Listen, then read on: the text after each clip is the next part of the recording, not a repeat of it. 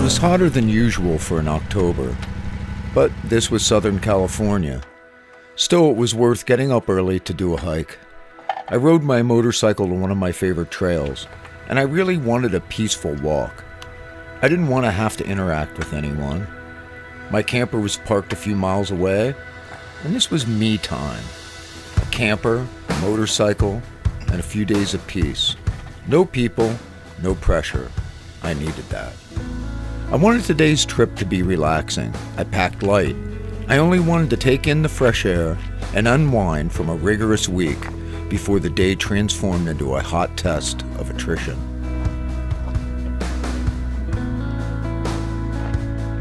The vines and sticks cracked under my feet as I ascended the long trail. It was early, and so there was moisture in the air and under my feet. You could smell it, but soon it would be evaporated into the warm air. If I got tired, I would find a place to sit down and rest. No pressure. This wasn't about getting steps on my Apple Watch. It was about unwinding. I had enough water for a couple of hours, a protein bar, and my cell phone was in airplane mode, although there was no service up here anyway. I could feel the air beginning to transform from a crisp morning to a steamy, warm day, but I had time before it got too hot. I came upon a cluster of trees and decided to rest and have a sip of water. Again, I thought to myself, no pressure today. It's all about being chill. I was happy to see some animals running along the trail. They too were enjoying the morning, and all at once, I've sort of felt connected.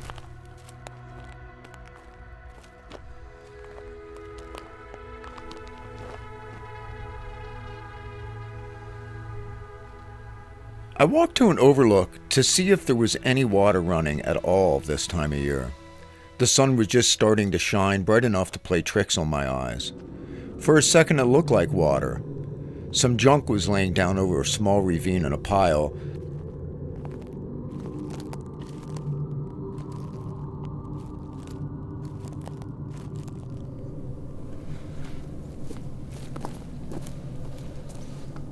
It looked like a hoodie, a plastic bottle, some wrappers, and an old backpack.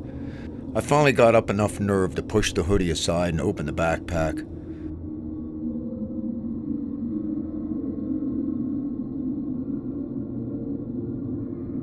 Using a stick to hold down one corner of the backpack, I peeked inside at the journal. But the journal, I just couldn't bring myself to take it.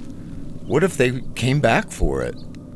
So I just walked away, leaving the mess almost as how I found it. Back at my camper later, I stared into the fire and wondered if I should have at least grabbed the journal. I guess part of it was just not wanting to litter my backpack with something that who knows what it had been exposed to. What if the journal contained something important about a missing person? It didn't make sense to call the police about some things left near a ravine in the woods. But what if there was more to the story? But whose belongings were these? I decided that when it cooled down and just before dusk, I would venture back and at least take the journal.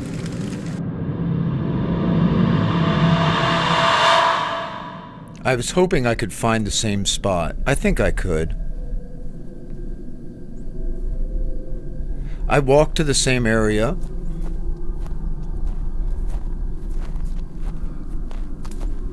There's an odor of something rotting, probably whatever had been left in the backpack.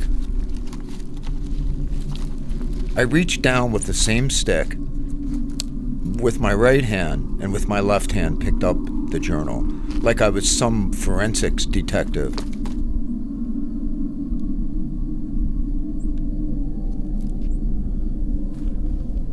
I looked around as if I would see the person close by, but I had to wonder, were they?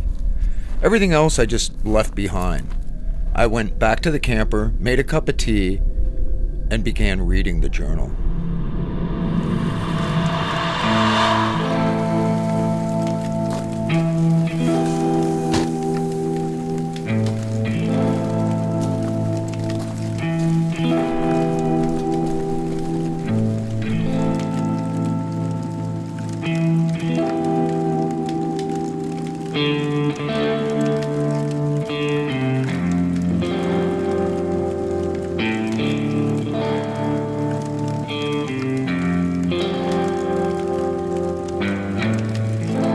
Journal Entry 1, August 7th, 2006.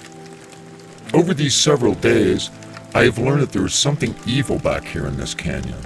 It stalks me. It knows my every move. Like a shadow, it crawls over the rocks to be just behind me, watching me. Slivers over the trails like a snake, yet towers over me like a living, breathing tree made from the bowels of Satan. I can smell it, I can feel it, but I can't see it.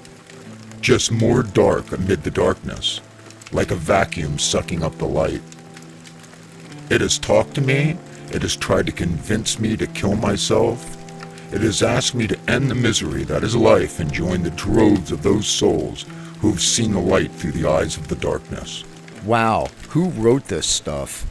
Somebody that was seeking where the meteor landed? I was tempted to skip to the end of the journal and maybe see what the last entry was. I resisted. I wanted to go on the journey that was unfolding before me. Entry number 2, August 13th, 2006. I knew there had been a posse of at least 7 men looking for where the meteor landed. But I was alone and didn't have anyone to help me, unlike they did back in the day. I had made it through the Piru Mountains to this canyon, Hangman'S Canyon, where a lynch mob once hanged several men from a tree just from being on the wrong side of the tracks. I just have my own legs to power me through this adventure, not a horse. I got a backpack full of what I think can get me through, and a tent. If I don't find water soon, I'll need to abandon the trip, and I know there's a stream out here. But the part that I can't seem to understand is that this map shows roads and nearby highways, but I haven't seen or heard any cars, and I haven't seen any paved roads in days. Okay, I thought to myself, what if I just sort of skipped a little ahead? No. I stopped myself. I needed to stay the course. Again, following a journal of a journal. This is crazy. What if I followed it? I'm not going to write this down. I'm just going to read. Entry number 3, August 14th, 2006. My feet hurt and there are rats everywhere. I found a ranch with a broken windmill, but it was abandoned and the windmill refused to work, although I was sure there was water there. I found it after dark, so I couldn't see. I finally rigged up a long pole and got the windmill to work. There was soon water, but it smelled bad and tasted worse. I'd have to boil it first.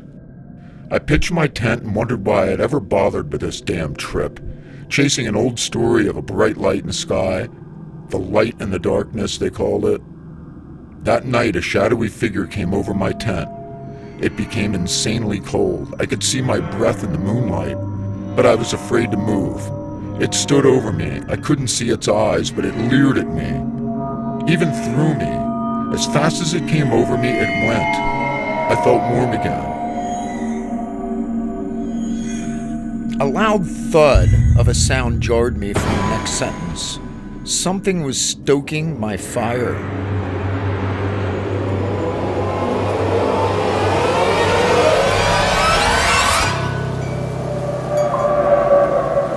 I pulled away from the journal. A large puff of smoke and a swirl swished into the air. I felt as if I was possessed by something.